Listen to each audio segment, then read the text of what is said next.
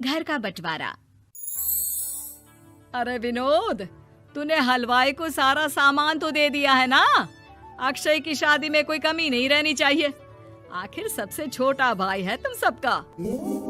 हाँ माँ, आप चिंता मत करो, मैं पूरा ध्यान रखूंगा।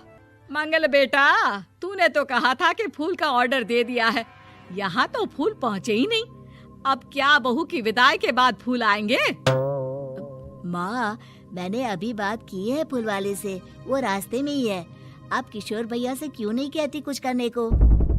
किशोर पहले ही मेरे बताए काम कर रहा है। पास के सभी रिश्तेदारों और मोहल्ले वालों को कार्ड वही तो देकर आया था। रिसेप्शन के लिए हॉल भी उसी ने बुक किया था। टेंट कुर्सी वालों को भी तो वही देख रहा है। पर कई मोहल्ले वाले तो हमारे भरे पूरे परिवार से जलते भी है, उन्हें बुलाने की क्या जरूरत थी? बेटा, शादी ब्याह में तो बुलाना ही पड़ता है, नहीं तो लोग क्या कहेंगे।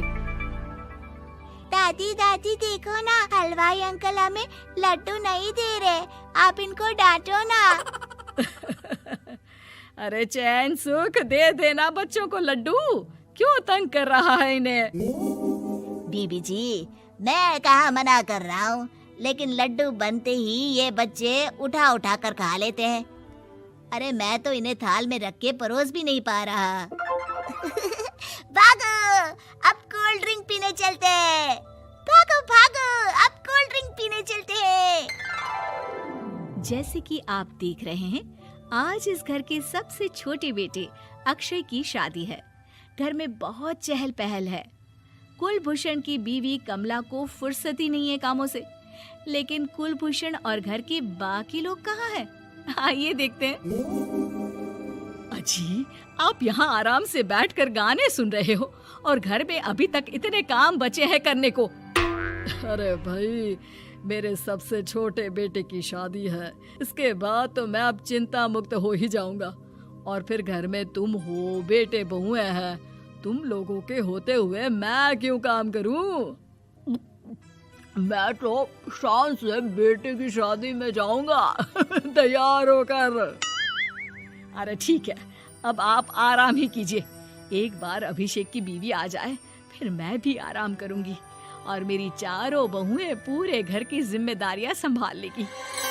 इतना कहकर कमला वापस अपने काम में लग जाती है। बेटा भी, तू अब तक तैयार नहीं हुआ? किससे बात कर रहा है फोन पर? तैयार कैसे हूँ? सैलून जाने से तो आपने मना किया है, क्योंकि मुझे हल्दी लग चुकी है। भाभीयों को देखो, सुबह से पार्लर में है। अक्षय की शादी हो जाती है और नंदिता बहू बनकर घर आ जाती है, लेकिन इस घर की खुशियों को मानो किसी की नजर लग गई थी। नंदिता के आने के बाद आए दिन घर की शांति भंग होती रहती। अपने माँ बाप की इकलौती बेटी को इतने बड़े परिवार की जिम्मेदारियां कहाँ संभालनी थी? अभी देखो ना, मेरे हाथों की मेहंदी भी अभी नहीं उतरी है और तुम्हारी मम्मी ने मुझे घर के कामों में लगा दिया। मैंने सोचा था कि घर की सबसे छोटी बहू होने के कारण मुझे सब पलकों पर बिठा के रखेंगे, पर यहाँ तो पलक झपकने की भी फुर्सत नहीं मिलती। देखो नंदू, शादी के पहले ही मेरे घर वालों ने तुम्हें और तुम्हारे पेरेंट्स को बता दिया था कि मैं जॉइंट फैमिली में रहता हूँ, तो फिर अब ये शिकायत क्यों? और फिर तुमसे पहले मेरी भाभी भी तो आई थी शादी करके, उन्होंने तो कभी कुछ नहीं कहा। नंदिता तब तो चुप हो जाती है, लेकिन ऐसा बहुत दिनों तक नहीं चलता। अरे नंदिता, माँ बाबूजी की दवाई का टाइम हो गया है, उन्हें दवाई दिलाओ और उसके बाद सबके लिए नाश्ता बना देना। पर भाभी, मैं तो अभी अपना फेवरेट सीरियल देख रही हूँ, प्लीज मेरी जगह आप कर लो ना ये काम। ठीक है, मैं तेरी जगह माँ बाबूजी को दवाई दे आती हूँ और नाश्ता बना लेती हूँ।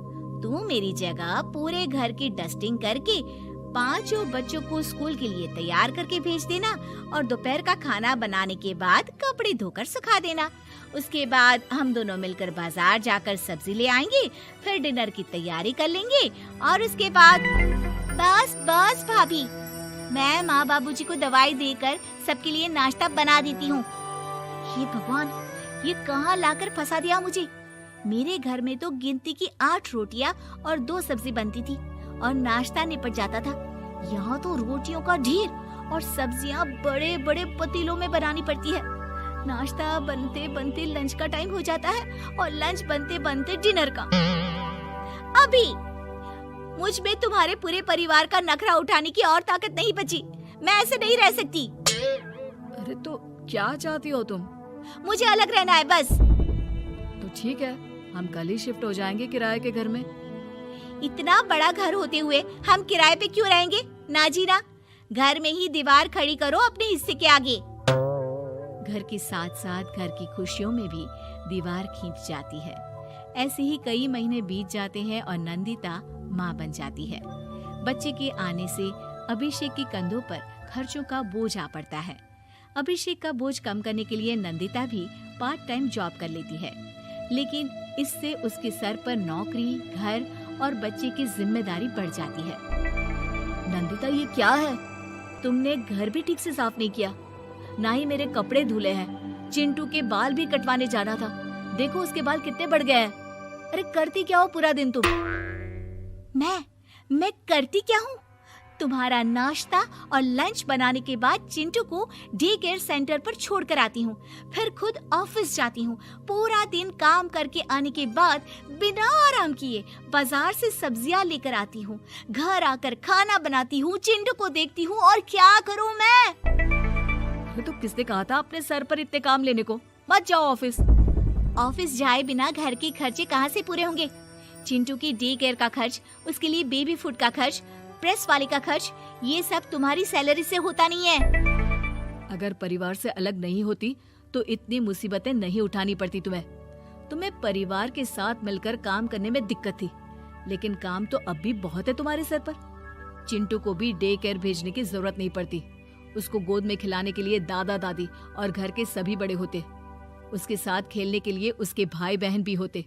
मेरे तीनों बड़े भाइयों के बच्चे भी बड़े हुए हैं, लेकिन बिना महंगा बेबी फूड खाए, क्योंकि मेरी माँ और भाभियाँ बहुत अच्छे से जानती है कि बच्चे को क्या खिलाना चाहिए। बिजली के बिल जैसे खर्चे भी सब मिलकर बांट लेते थे, लेकिन तुम्हें तो सबसे अलग रहने में ही मजा आता है, तो अब शिकायत क्यों करती हो? बस करो अभिषेक, बस करो। मैं मानती हूँ कि मैं गलत थी। मेरे एक गलत फैसले ने हमें बिल्कुल अकेला कर दिया है सबसे। एक घर में होते हुए भी हम बाकी परिवार से अजनबियों की तरह रह रहे हैं। अभिषेक और नंदिता की सारी बातें घर के बाकी लोगों को सुनाई दे रही थी। तभी कमला बोल पड़ती है। अरे नंदिता बहू, किसने कहा कि तुम अकेले हो? तुम्हारा इतना भरा पूरा परिवार है ना तुम्हारे साथ। हम तो बस ये चाहते थे कि तुम अपनी गलती समझ जाओ। अगर हम तुम्हें समझाते तो शायद तुम ना समझती, लेकिन अपनी गलती का एहसास तुम्हें खुद हो गया है, तो अब तुम समझ चुकी हो परिवार में एक साथ रहने का मोल क्या होता है। मम्मी जी, मुझे माफ कर दीजिए, अब ऐसा दोबारा कभी नहीं होगा।